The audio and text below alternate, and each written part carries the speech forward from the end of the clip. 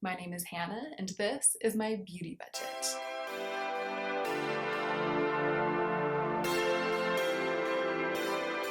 Hey y'all, so if all goes as planned, which it kind of has to, this will be one of the shortest videos I've ever filmed because I only have 20 minutes and then I have to run out the door. I'm on my way to an event. Actually, I'm going to an event with Simbri. It's a Derma E event and it's a dinner, which is really cool. So I'm super excited to see her and spend the evening with her, and I'm excited to kind of meet the Derma E people, I guess, here in LA and have a dinner. So I'll let you guys know, like in a check-in or something, how that went. This box came in the mail yesterday and I have refrained from opening it. It is the one and only thing I've purchased with my beauty budget this month. It's a Lisa Eldridge lipstick, and I bought Velvet Fawn, which is the lightest of her new range.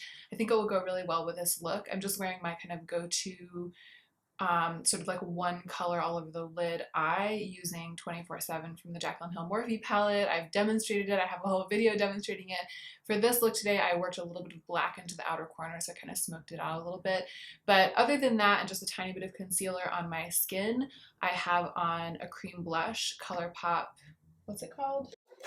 Roosevelt, ColourPop Roosevelt, and that's it. So I feel like this is kind of the perfect look for a lipstick like this. I want to wear it to the event, but I promised myself I would open it on camera and do like a quick first impressions and just share my excitement with you. So I want to do that, and I'm going to do it fast, and then I'm going to go pick up Simbri. Let's go ahead and get into the meat of the video.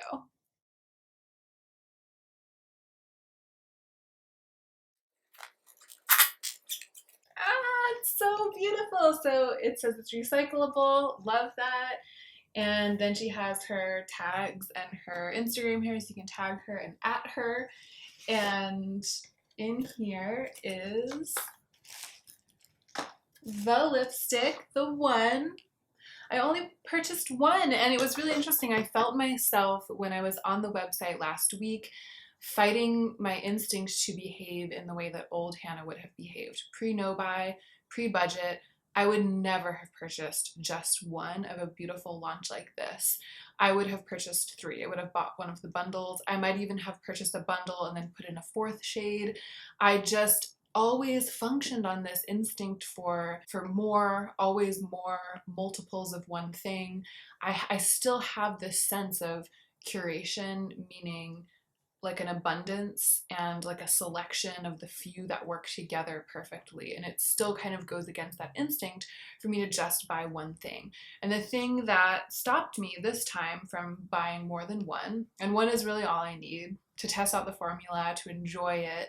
One is all I need to get a lot out of the experience of buying one of these lipsticks and to be kind of connected with this beautiful artist and this beautiful brand. One is all I need. The thing that stopped me, that allowed me to keep it to one, was my budget, because it would have been $75 plus. It would have been like close to half of my $200 per month beauty budget to buy the bundle of three. And by buying this one, I ended up only spending something like $30, like around the $32 mark. I will work it out, you know, for permanent when I go ahead and like do my calculations about what I spent this month and what I bought, and when I check back in at the end of the month. This might be it. The reason I have only bought this one thing is, frankly, I've been so busy. It's been madness this month. I've been too busy to even think about what I might want to spend my budget on. Anyway, part of the reason I wanted to do this as an unboxing, even though unlike all of the other people on YouTube who I've seen, I only have one who I've seen with this release. I mean, I've seen people opening the entire collection and swatching them all. I've seen people opening a bundle of three and swatching them all. I haven't seen anyone who is on YouTube talking about and reviewing makeup and talking about budgeting and talking about her own personal choices when it comes to purchases. I haven't seen anyone just buy one. And so I wanted to tell that to you, to like show that to you, and to make it okay for someone on YouTube to do an unboxing and do a first impressions and just have done the very reasonable and sort of, I guess, more normal human thing, which is to just buy one. Anyway, I'm gonna go ahead and open it.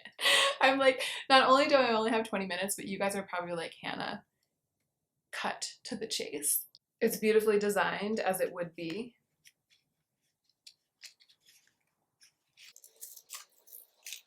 And this is Velvet Fawn.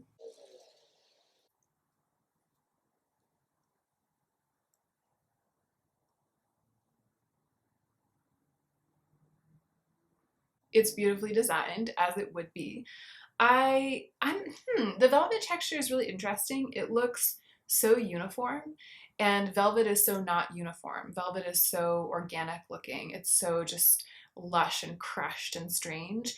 And really close up, this just looks like a bunch of tiny pinpricks or like a bunch of tiny dots. So that's really interesting. I don't really feel as kind of amazed or as precious about the velvet exterior of this lipstick as I was expecting to based on how other people have reacted to it. It is very beautiful and original. I do love it, but I'm not looking at it like, whoa, it looks just like velvet. It's blowing my mind. And I should add that I work with fabric and I work with velvet almost every day. So I'm very familiar with like the actual quality of velvet. So that might also be where I'm coming from with that. But the color is absolutely stunning. I'm gonna go ahead and try it on.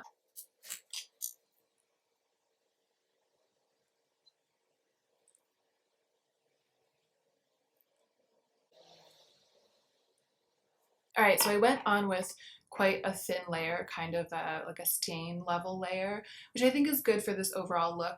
I just dyed my eyebrows, so the combination of my dark brows and the way I've done my eyes means that the top half of my face looks quite made up. And so I went really light with the base, and I want to go light with the lips too, because to me it's not even necessarily about a balance of color choices. It's like about which parts of your face, it's about balancing out which parts of your face look quite made up. So my eyes look very made up tonight, even though they're very neutral. And even though this is also very neutral, I don't want my lips to look too lipsticky. The color is stunning. I have to say, it looks a little pinker than I was expecting based on how it looks when it's compared to the other swatches of the other velvet lipsticks. I was expecting it to look more brown. I think that I really love a brown nude. I really lean into that like quite brown territory, and I'm always looking for a nude that's light enough to not look vampy on me, but that's also brown. I was hoping in this video to have time to swatch this alongside some of my other lipsticks that are similar colors, but I don't think I have time. Let me check. Okay, actually I do have 10 minutes, so I'm gonna go ahead and do that, but my camera battery is about to die, so I'm gonna go ahead and turn off the camera. I'll dig through my lipsticks, I'll try to do some swatches, and then I'll come back with the swatches already on and I'll show them to you. And I think that that will save time. That'll mean that I'm able to do it in a way that's shorter and sweeter and won't get me into trouble with Simbri. All right, I'll be right back with the swatches. Okay, we're back and I've got some swatches. So right here is Velvet Fawn. And I know my lighting is really contrasty right now because it's so dark out, but I'm hoping that you can at least see the differences between them. That right there is Velvet Fawn, and then the first thing I wanted to swatch next to it was my Givenchy lip pencil in number 9, Lip Brown. That is basically my perfect nude, and when I want a super neutral lip that's just a little bit defined, I always put that lip pencil all over my lips. And then Maybelline Raw Chocolate is pretty much the lipstick equivalent of the Givenchy lip pencil that I love so much. So you can see that both of those are just a bit more brown, a bit more yellow than the slight peachiness comparatively of Velvet Fawn. And then here on the end, I swatched NYX London, the soft matte lip cream. It's the lightest and the yellowest of them all. And that's a really wonderful distinctive nude on me. And again, it's browner. So this is gonna be kind of like a nude pink on me. This is partly because of my undertone specifically. It does look beautiful. It looks beautiful on the complexion, but it doesn't have that sort of slightly edgy browniness. It doesn't look as much like a 90s brown on me as I thought it would based on the swatches I had seen and based on what Lisa said. The only other one that I would have liked to swatch this next to is my Bobbi Brown crushed lip color in Bear, but I couldn't find it, and I suspect that Julia has wrapped it up and put it into my advent calendar of makeup I already own, because I don't know if it would be anywhere else. I don't think I've used it lately. I don't think it's in a purse or something. I think it's in the advent calendar. But I will say about Bear that it's not as matte of a lip as this. So even, and I also do think it's darker. So even if they end up being very close in tone and very close in undertone, they will still be very different lip colors, which it's nice to have just swatched around really quickly and learned that I actually don't have anything like this. I haven't done that thing where I was buying like a lip color that I already have 3 times over.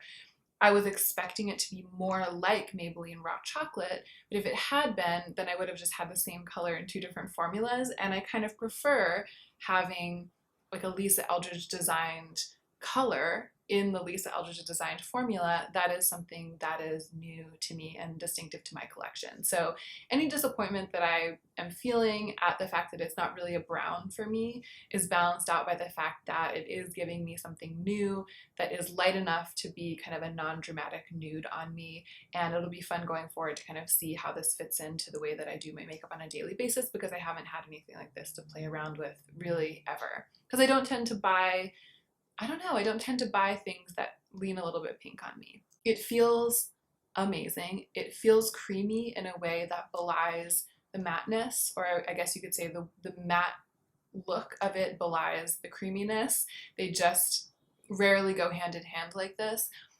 But it doesn't feel silicone-y. I feel like the Charlotte Tilbury Matte Revolution formula has that trick as well. It looks matte, but doesn't feel matte, but it feels a little silicone-y to me, and this doesn't feel silicone-y to me. So I'm looking forward to seeing how it wears. I'm going to a dinner, so I'll leave it on, and I guess I'll put a pinned comment down below letting you guys know how it wears, but this is totally just a first impressions. This video isn't really about reviewing the product or helping you guys to decide if you want to buy the product, although I do think that this color is still in stock right now, so I'll link that below too. But it's not really about that. I will be reviewing it thoroughly in my end of month video about how I spent my budget. In this video, I just wanted to capture the excitement of unboxing the one thing that I've purchased this month and wearing it out to dinner. And I just wanted to like do that along with you, because I feel like this is a really exciting choice for my budget and totally relevant to the contents of my channel. And I also wanted to talk about the idea of just buying one.